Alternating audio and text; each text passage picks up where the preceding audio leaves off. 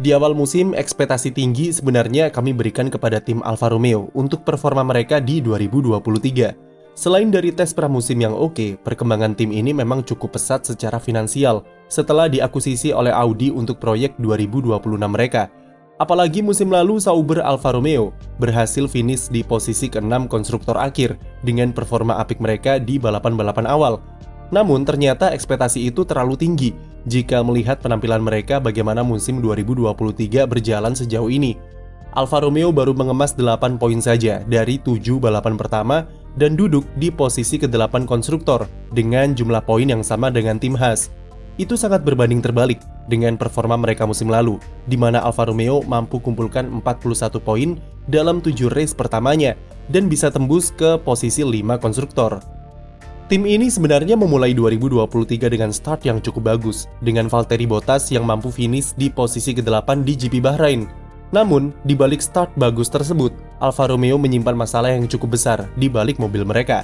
Seperti yang kita tahu, Alfa Romeo merubah pendekatan serta konsep sidepod mereka dari musim lalu dengan mengadopsi desain downwash dari Red Bull yang memang menjadi tren musim ini. Perubahan sidepod merupakan bagian dari perombakan besar-besaran yang mereka lakukan di bagian belakang mobil. Hal itu meliputi desain casing gearbox serta suspensi belakang yang baru dengan mengadopsi desain pull rod. Perubahan desain belakang bertujuan untuk memperbaiki keseimbangan mobil yang sangat berbeda jauh antara tikungan lambat dan tikungan cepat. Mobil musim lalu sangat bagus di tikungan flowing dan high speed, namun keteteran di tikungan lambat karena airflow yang mengalir tidak cukup kuat untuk bisa memperkuat area diffuser. Kedua pembalapnya sempat merasakan improvisasi yang cukup bagus dalam hal keseimbangan mobil di Bahrain. Tetapi Valtteri Bottas hanya mengatakan kalau mobil C43 lebih bagus 50% dari mobil pendahulunya dan masih merasakan perbedaan keseimbangan mobil ketika melibas tikungan lambat dan tikungan cepat. Uniknya lagi, berbanding terbalik dengan mobil musim lalu, kali ini mereka sangat stabil di tikungan lambat namun keteteran di tikungan cepat dengan mengalami sliding di tengah-tengah tikungan. Tim disinyalir salah perhitungan mengenai dampak yang ditimbulkan oleh perubahan regulasi tinggi floor 15 mm yang diterapkan musim ini. Masalah tersebut dikonfirmasi oleh performa mereka yang kacau di Arab Saudi. Meski bisa cukup bersaing di kualifikasi dengan kedua pembalapnya yang lolos Q2, tapi saat balapan mereka tidak bisa berbuat apa-apa dengan karakteristik sirkuit Jeddah yang penuh dengan tikungan cepat. Masalah keseimbangan dan seringnya alami understeer membuat Bottas dan Zhou tidak mendapatkan performa ban yang optimal serta jauh dari harapan. Bottas sempat lakukan 4 kali pit stop untuk mencari tahu penyebab kesulitan yang ia alami dengan berganti kompon ban. Namun usaha Bottas gagal karena dia tetap mengalami masalah yang sama meskipun sudah ganti ban baru. Dan itulah penyebab kenapa pembalap Finlandia ini finish di urutan terakhir di Arab Saudi. Mengetahui jika pusat masalahnya ada di mobil, Alfa Romeo segera bergerak cepat dengan mengeluarkan update baru di bagian sayap depan pada GP Australia untuk memberikan konsistensi ke airflow yang mengarah ke underfloor. Tetapi update tersebut tak langsung bekerja dengan baik karena kedua pembalap Alfa Romeo harus puas menghuni posisi 5 terbawah karena gagal lolos dari sesi Q1. Beruntung saat balapan, Zhou berada di posisi yang tepat untuk mendapat keberuntungan di kekacauan yang terjadi di akhir race.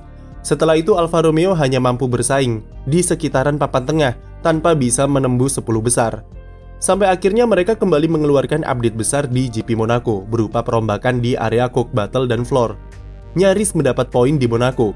GP Spanyol jadi pembuktian apakah update tersebut bekerja atau tidak. Bottas secara mengejutkan gagal lolos dari Q1 untuk kedua kalinya musim ini.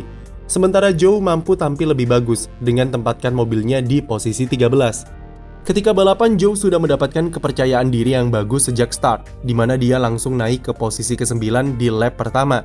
Dibantu dengan strategi undercut dan pemilihan ban yang jitu, membuat Zhou mampu finish di posisi ke-10, sebelum kemudian naik ke posisi 9 setelah penalti Yuki Tsunoda.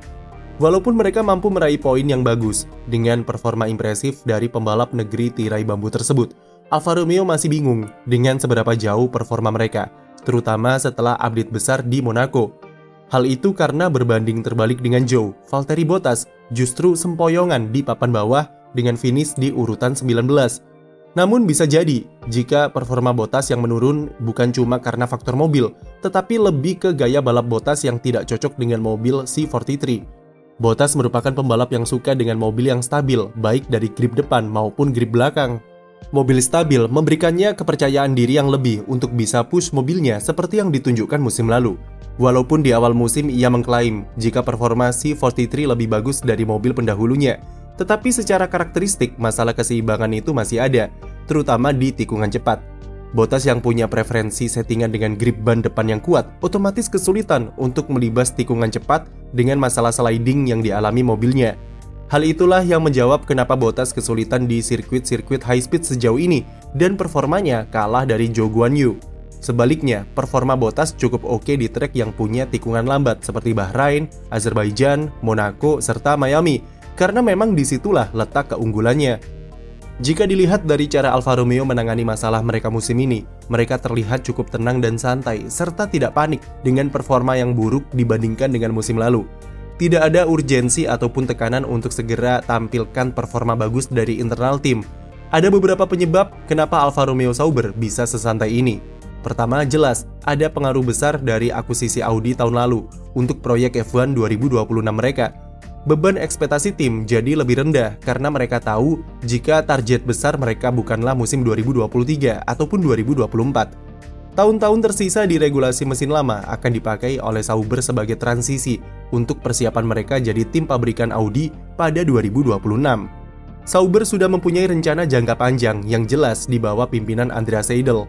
Mereka baru saja merekrut kembali James Key yang posisinya tergeser dari McLaren untuk diplot sebagai direktur teknis mulai musim depan. James Key meskipun dinilai gagal dalam pengembangan mobil ground effect di McLaren, namun reputasinya sebagai orang yang mampu membuat mobil bagus dengan budget terbatas masih melekat di dalam dirinya. Andrea Seidl sangat tahu seberapa jauh kemampuan James Key selama ia memimpin di McLaren, dan itu adalah alasan kuat mengapa ia merekrutnya ke Sauber sebagai bagian dari transisi tim menuju 2026. Faktor kedua tentu adalah mereka secara finansial sudah jauh lebih oke dari tahun lalu dengan akuisisi dari Audi. Walaupun kontraknya dengan Alfa Romeo selesai akhir musim ini, yang mana rumornya mereka akan pindah ke Haas, namun Sauber mendapat bantuan keuangan dari kerjasamanya bersama Audi yang diyakini jumlahnya lebih besar daripada nilai sponsor Alfa Romeo saat ini. Finansial yang lebih kuat membuat Sauber lebih santai dalam mengidentifikasi masalah mereka dan bisa memberikan update ke mobil secara konstan serta terjadwal. Development plan tim sekarang jauh lebih jelas dan tidak seperti musim lalu, di mana mereka hanya mengeluarkan satu kali update besar sepanjang musim karena keuangan yang mepet. Musim ini saja, Alfa Romeo sudah mengeluarkan update besar sebanyak 2 kali di Australia dan Monaco. Rencananya, tim bakal kembali keluarkan upgrade komponen di sekitaran GP Austria atau GP Inggris. Mental nothing tulus dan santuy ini sangat diperlukan tim untuk tidak terlalu tertekan serta membangun iklim kerja yang bagus. Dan jika melihat pengalaman Andrea Seidl membangun kembali mental di tim McLaren dan Porsche, maka dia adalah sosok yang tepat untuk membawa Sauber ke tangga kesuksesan di masa depan.